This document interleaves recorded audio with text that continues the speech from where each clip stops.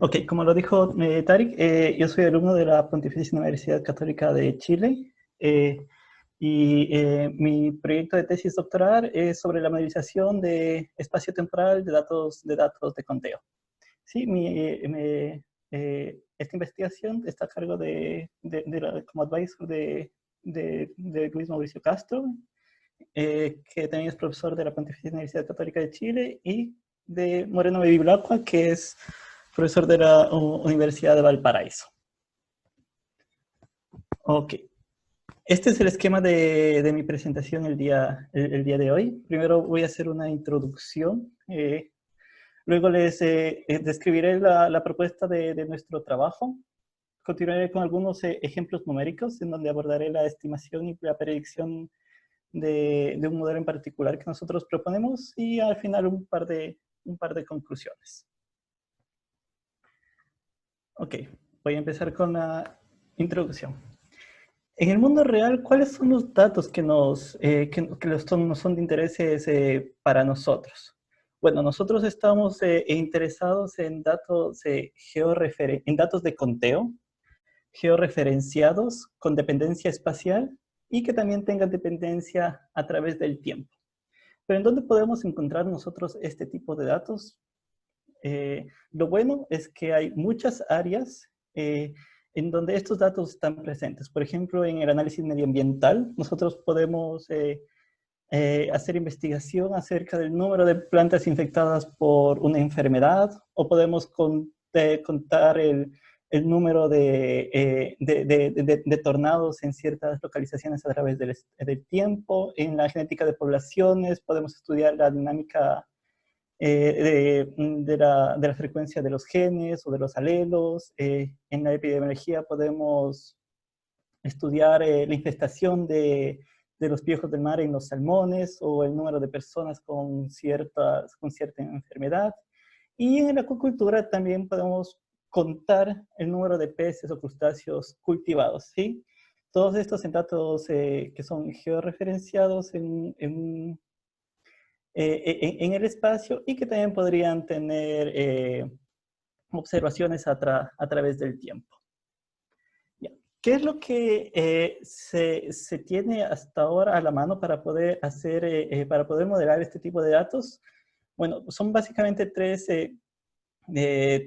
enfoques, que empezó en 1993 con Breslin Clayton a través de modelos generales lineales mixtos.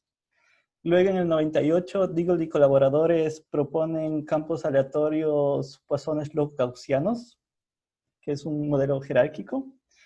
En el 2013, de Oliveira propone una clase más amplia de modelos jerárquicos, en los cuales un caso particular de esta clase es el modelo de Deagle del 98.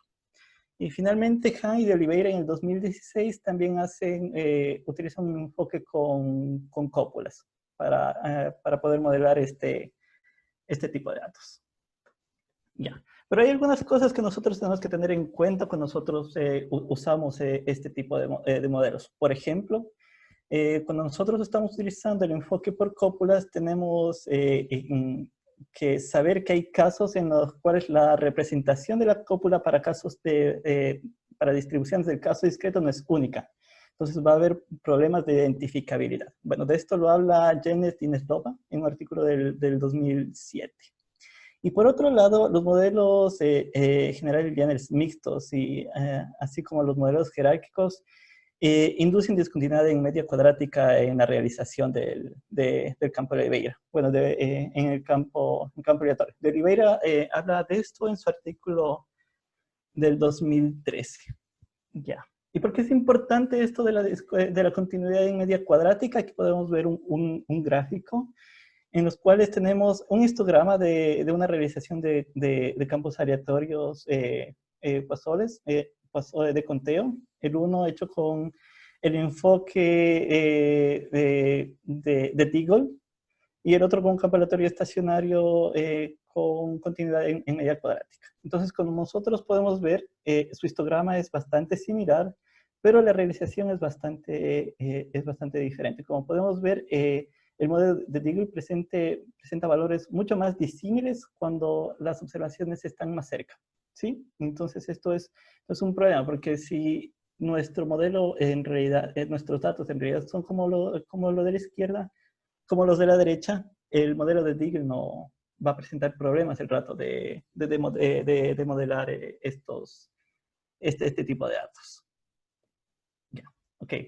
¿Cómo se puede solucionar esto? Bevilacqua y colaboradores en el 2018 presentan un nuevo enfoque para la construcción de campos aleatorios no gaussianos, en los cuales en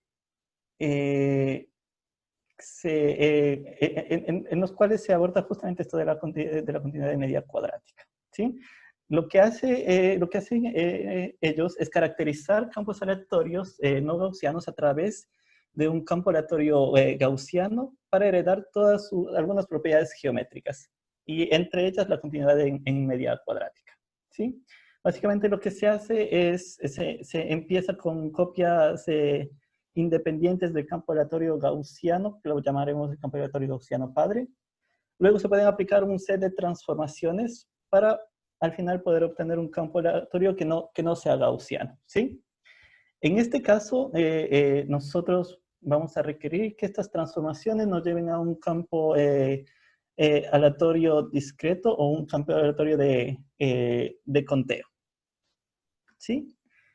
Y bueno, y eso es y eso es lo que les voy a explicar a partir de ahora, cómo nosotros utilizamos este enfoque para poder construir un campo aleatorio un campo aleatorio de conteo que pueda heredar ciertas propiedades del campo aleatorio gaussiano padre. Ya. Primero voy a empezar definiendo lo que es un campo aleatorio de manera, de manera estricta. Entonces, sea un espacio de probabilidad omega FP y ese un conjunto arbitrario cualquiera. Un campo aleatorio es una colección de funciones a valor reales, z de s, de omega, con omega en omega mayúscula, tal que para cada valor fijo de s minúscula en s, z de s es una función medible de omega. Esto quiere decir que para cada punto fijo en S, z de s es una variable aleatoria.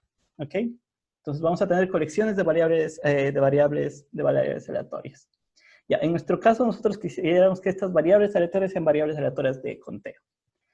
Ya, cuando S es subconjunto de RD, vamos a decir que es un campo aleatorio espacial, y cuando es subconjunto de RD cruz R+, vamos a decir que es un campo aleatorio espacio-temporal. Bueno, a partir de acá también hablaré solo en el caso espacial, pues la generalización del caso espacio-temporal es inmediata, ¿sí? Bueno, algo que también es importante para nosotros es también definir lo que es un campo aleatorio gaussiano, pues a partir de este nosotros vamos a generar nuestro campo aleatorio de conteo. Entonces, vamos a decir que ZS es un campo aleatorio gaussiano si para todo n y valores admisibles S1 hasta Sn, la función de distribución conjunta de las variables aleatorias de Z en S1 hasta S sub n es normal multivariada, con correlación ρ de h. ¿Sí? Por la correlación de Z en Z más H y Z, ¿sí? Donde igual, donde S más H está en el conjunto S. Bueno, a partir de acá también me voy a referir a la correlación del campo gaussiano padre como ρ de H, ¿sí? Ya, entonces nosotros proponemos un campo, una construcción o nosotros, la propuesta del campo aleatorio de conteo que nosotros hacemos es la siguiente. Nosotros vamos a tomar copias independientes de un campo aleatorio positivo, que en este caso lo llamaré Y, con correlación subyacente ρ de H. Es decir, que el campo aleatorio gaussiano padre para este campo aleatorio positivo tiene correlación ρ de H. ¿Sí? Entonces el campo aleatorio de conteo, que lo llamaré N, está definido como la ecuación número 1. ¿Sí? Donde S de n es nada más que la suma finita de las copias independientes del campo aleatorio positivo. Y la lambda de S es una función no aleatoria. Ya, ahora vamos a ver un poco de notación para entender lo que viene, a continuación. Vamos a asumir que Y tiene CDF F mayúscula y PDF F minúscula, así de la misma manera para el caso bivariado, y que SN tiene CDF F sub n mayúscula y PDF F minúscula sub n, para el caso bivariado lo mismo. Y definimos cómo se define de manera general la función generadora de probabilidades, ¿sí? Que para el caso discreto. Ya. Utilizando los resultados de Hunter de 1974, nosotros sabemos que la transformada de Laplace bivariada de la función generadora de probabilidades está dada por la expresión en 2, ¿sí? Donde f super círculo es la transformada de Laplace de la PDF bivariada. ¿Sí? Más aún, la expresión general para la función para la PDF bivariada del campo aleatorio está dada por la expresión número 3. Ya vamos a ver por qué esto esta ecuación número 3 es importante. Bueno, en general, la bivariada para el proceso de estimación es bastante importante para nosotros, ¿sí? Y donde el doble asterisco es la doble convolución. ¿Ok? Definimos la función de covarianzas como lo tenemos en 4 y la correlación como tenemos en 5, de manera usual. Ya. Entonces, nosotros, de esta manera, nosotros definimos y caracterizamos de manera una clase general de campos aleatorios de conteo. Ya. Una clase particular de esto serían los campos aleatorios de Poisson. Ya, para ello, nosotros basta tomar a Y como un campo aleatorio estacionario con marginales exponenciales estándar. Esto quiere decir que la esperanza y la varianza es igual a 1. Y la función de correlación de campo aleatorio exponencial estándar es ρ cuadrado. Entonces, nosotros sabemos que marginalmente n de S tiene distribución Poisson con media lambda S para cada S. Y por lo tanto, la esperanza es igual a la varianza y es igual a lambda S. Ya, nosotros pudimos encontrar una expresión cerrada para la función generadora de probabilidades que está dada por esta ecuación, en donde phi3 es la función hipergeométrica confluente de dos variables. ¿Ya? Asimismo, también pudimos obtener una expresión cerrada para la bivariada, pero en este caso no lo incluí porque en realidad era muy larga la expresión. Bueno, la función de correlación para el caso estacionario está dada por esa expresión. Entonces, claro, aquí podemos ver que esta es una función de la función de correlación del campo aleatorio gaussiano padre. ¿Sí? Es más, acá podemos, I sub L es la función debe ser modificada de orden L. Acá podemos ver un gráfico en donde la línea continua es es la correlación del campo aleatorio gaussiano padre y la línea punteada es es la correlación del campo aleatorio Poisson. Es decir, que si nosotros utilizáramos la función de correlación solamente del caso gaussiano, estaríamos siempre sobreestimando valores de la correlación. Ya. Ahora les voy a hablar un poco de la verosimilitud por pares ponderada. Este es un enfoque que lo introduce Lindsay en 1988. ¿Sí? La idea es construir una verosimilitud, una verosimilitud con una sumatoria de todas las posibles distintas pares de observaciones de nuestro campo aleatorio. En este caso, nosotros vamos a utilizar la bivariada, y por eso era importante obtener una expresión para el caso bivariado, ¿sí? y está pesada por estos pesos, ¿sí? de IJ, ¿sí? Y nosotros sabemos que igual por los resultados del INSEE que el estimador de máxima verosimilitud de PLL es un estimador consistente. Ya, ok, ahora voy a mostrarles algunos ejemplos numéricos de los procesos de estimación y de predicción que nosotros hicimos. Bueno, primero simulamos 500 realizaciones de un campo aleatorio Poisson, observado en 500 puntos espaciales, uniformemente distribuidos en el cuadrado unitario. Consideramos 3 regresores para la media.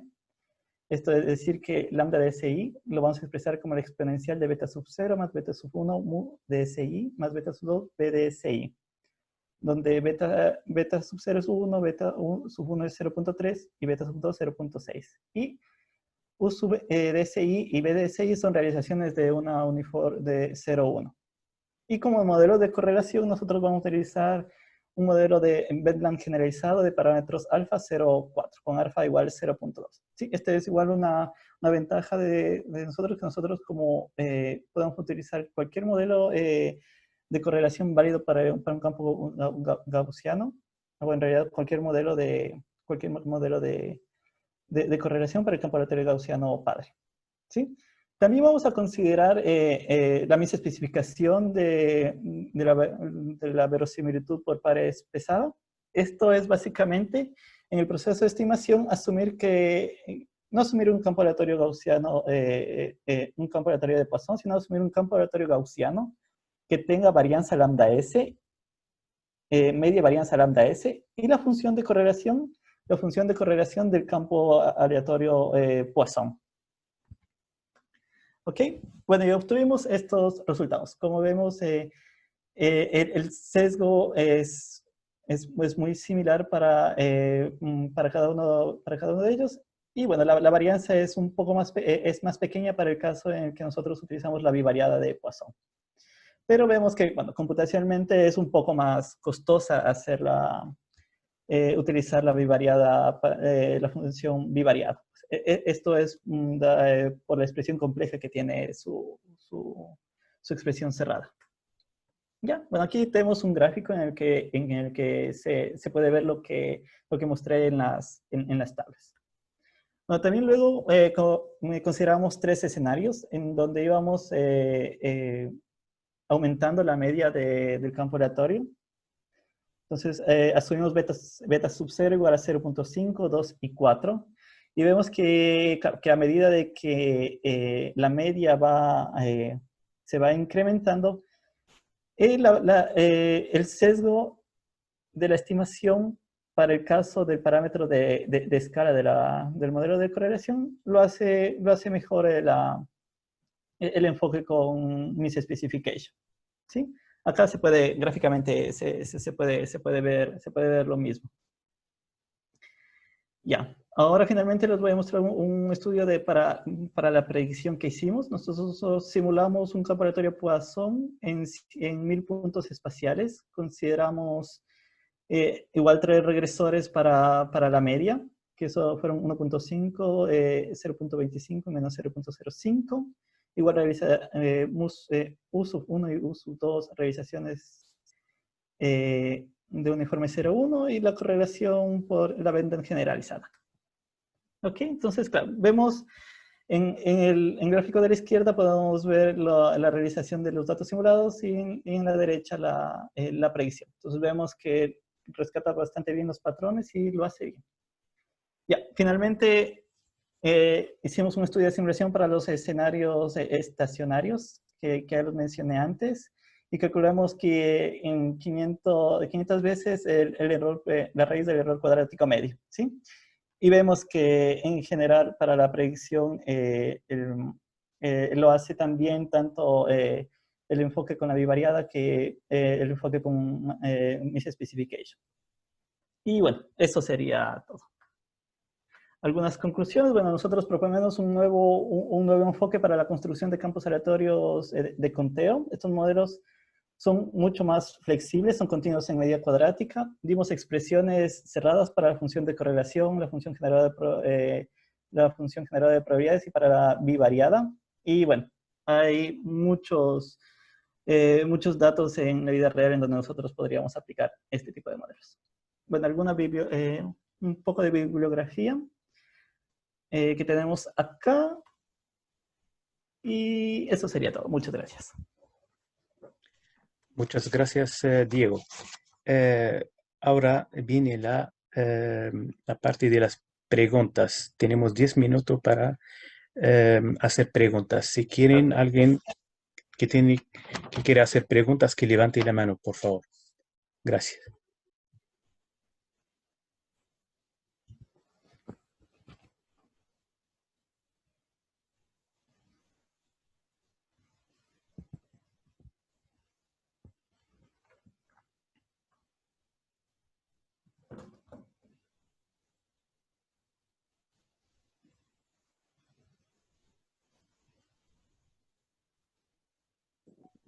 Aló, buenas tardes. ¿Se escucha? ¿Sí? Me gustaría hacer dos preguntas en realidad. Ya, ok. Perdón por mi memoria que es mala a Diego. Diego, está escrito ahí tu nombre. No te preocupes.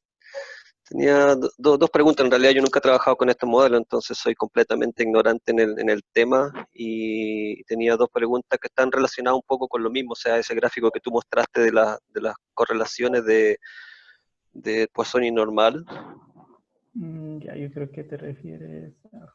que estaba uno negro con rojo, sí. curvas decrecientes. Justamente acá. Ya, sí. Es. Este. O sea, mi duda, como alguien que no tiene idea de nada en relación a lo que tú estás trabajando, o sea, mi primera duda como bien básica, esa correlación, ¿por qué es decreciente y por qué siempre va entre 0 y 1 en vez de una correlación entre menos y 1, que pensaría, por ejemplo, en una correlación de Pearson, aunque probablemente no es lo mismo?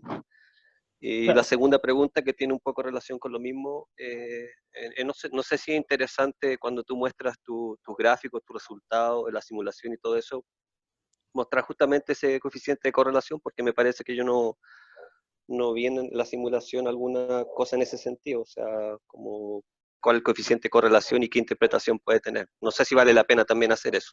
Bueno, eso sería. Muchas gracias. Ya, sí, bueno, en realidad, ya, claro. Claro, ¿por qué es esto? Claro, porque este es básicamente el soporte en donde están definidas los modelos de correlación para el caso de campos aleatorios. Entonces nosotros tenemos diferentes modelos de correlación. Podemos tener el modelo exponencial, el modelo esférico, el Bendam, la Matern, y digamos, ese es el soporte en donde ellos actúan, y claro, es justamente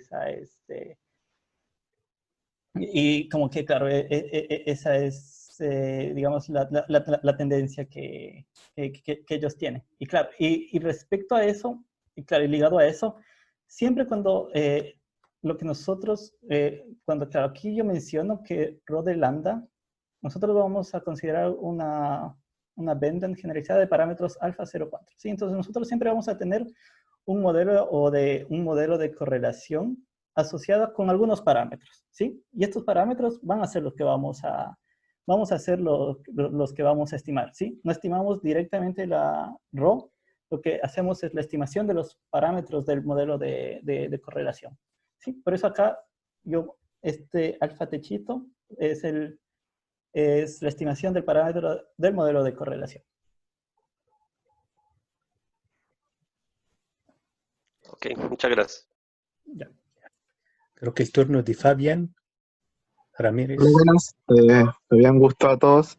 Y yo tenía un par de consultas también. Primero, con respecto a la flexibilidad del modelo de correlación que tú mencionas.